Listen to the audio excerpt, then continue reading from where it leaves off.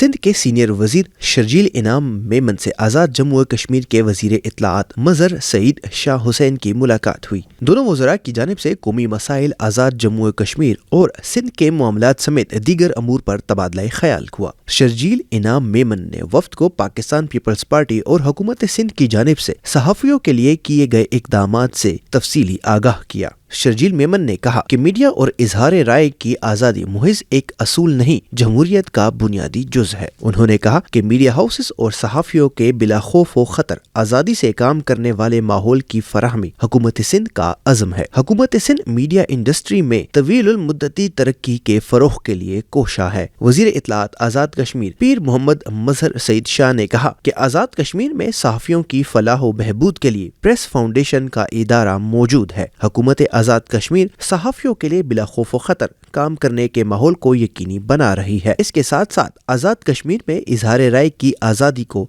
یقینی بھی بنایا جا رہا ہے۔